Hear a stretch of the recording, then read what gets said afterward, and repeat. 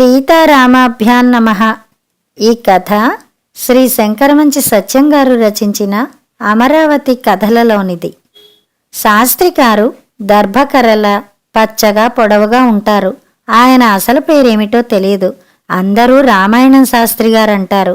కళ్యాణ మండపంలో రాత్రి 8 గంటల వేళ చుట్టూ చిమ్మ చీకటి. మండపంలో ఆముదం దీపం అఖండంగా వెలుగుతుంటే పక్కన వ్యాసపీఠ మీద రామాయణం ఉంచుకుని వ్యాఖ్యానం చేస్తున్నారు శాస్త్రిగారు. దాన్ని వ్యాఖ్యానం అనడానికి లేదు. గంట మోగినట్టుండే ఆ కంఠంలోంచి ప్రవాహంలా రామకథ సాగుతోంది. భగీరథుడి వెనకాల గంగ పరిగెత్తినట్లు జలపాతంలా దూకుతోంది. ఆ కథనంలో ఎన్ని సుళ్ళు, ఎన్ని మలుపులు, ఎంత నిదానం, ఎంత ఆర్ద్రత. చెట్లు చెవులు రిక్కించి వింటున్నట్టుంది. గాలంతా రామమయం అయిపోతోంది. వింటున్న వాళ్ళు బొమ్మలైపోతారు. పిల్లలు సైతం ఉలకరు పలకరు. మనసున రామచింతన తప్ప మరో ధ్యాస లేదు. శాస్త్రిగారు తన్మయులై చెప్పుకుపోతున్నారు. ఆనాడు రామపట్టాభిషేకం నిశ్చయమైన నాడు సీతమ్మ తన స్వామి రాక కోసం ఎదురు చూస్తోంది. స్వామి రానే వచ్చాడు. ఎలా వచ్చాడు? పట్టాభిషేక లాంఛనాలతో, చక్రవర్తి అలంకారాలతో రాలేదు. నారచీరలు కట్టుకుని ఆటవికుళ్లా వచ్చాడు. సీతమ్మ విస్తుపోయింది. మరీ విస్తుపోనివ్వకుండా రామయ్య అన్నాడు, తండ్రి ఆన ప్రకారం 14 ఏళ్లు అరణ్యవాసం వెడుతున్నాను అని. సీతమ్మ అరక్షణం ఆగి లోపలికెళ్ళిపోయింది. దుఃఖం పట్టలేకపోయిందేమో అనుకున్నాడు రామయ్య. మరికొంచెం సేపట్లో సీతమ్మ నారచీరలు కట్టుకొచ్చి నేను అరణ్యాలకు తమను అనుసరిస్తానంది. ఇప్పుడు విస్తుపోవడం రామయ్య వంతు. జనక మహారాజు బిడ్డవు, ఎండకన్నెరగని దానవు, రావద్దు అన్నాడు. స్వామి, నీవు లేని ఈ భవనం నాకు శూన్యం కదా. నీవు పక్కన లేక అమృతము అరుచియే కదా. నీ సాన్నిధ్యం నాకు స్వర్గం. నన్ను వారించకండి అంటూ భర్తను అనుసరించి పువ్వుల మీద నడిస్తే కసగందే సీతమ్మ పాదాలు ముళ్లబాటల్లో రక్కసి పొదల్లో నడుస్తుంటే పాదాలు చీరుకుపోయి నెత్తురు చిప్పిల్లుతున్నా భర్త సన్నిధే తనకు ప్రాణమని చిరునవ్వు నవ్విందే కాని కంటనీరు ఎట్టలేదయ్యా. జనంలో ఉన్న రుక్మిణి కన్నీరు మున్నీరైపోయింది. రుక్మిణి అత్తగారి మీద కోపం వచ్చి అత్తిల్లు వదిలి పుట్టింటికి వచ్చి 6 నెలలయ్యింది. ఉన్నట్టుండి రుక్మిణికి భర్త మీద పోయింది మనసు. అన్నం సరిగ్గా తింటున్నాడో లేదో, అన్నం అయ్యాక ఆకు వక్క తనే వేసుకుంటున్నాడు కాబోలు.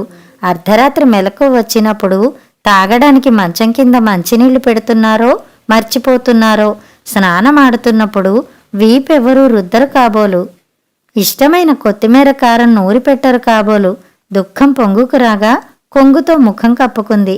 ఉదయాన్ని శాస్త్రిగారు ఇంటింటి ముందుకి వచ్చి సీతారామాభ్యాం నమః అంటారు. ఇంటివారు గుప్పెడు బియ్యం యాయవారం చెంబులో పోస్తే ఆ రోజు తిథి వారం వర్జ్యం చెప్తారు. అలా చెప్పుకుంటూ పెద్ద బజార్లోకి వస్తే అక్కడ రైతులు కొత్త నాగలి పట్టడానికి ముహూర్తాలు, పిల్లకి చెవులు కుట్టడానికి మంచి రోజు అడుగుతారు. పంచాంగం తీసి వాళ్ళకి మంచి రోజులు చెప్పి రుక్మిణి ఇంటి ముందుకొచ్చి సీతారామాభ్యాం నమః అన్నారు. రుక్మిణి పరిగెత్తుకొచ్చి అయ్యా, తూర్పు ప్రయాణానికి మంచి రోజు ఎప్పుడు అని అడిగింది. శాస్త్రిగారు ఆలోచనగా రుక్మిణి వైపు చూసి పంచాంగం విప్పకుండానే తూర్పున సూర్యుడుంటాడు. సూర్యుడు నీ దేవుడు. నీ దేవుడి దగ్గరికి వెళ్ళడానికి సంకల్పమే ముహూర్తం. భోజనం చేసి వెంటనే బయలుదేరు అన్నాడు. రుక్మిణి ముఖమింత అయింది. అరసోలడి బియ్యం చెంబులో పోసింది.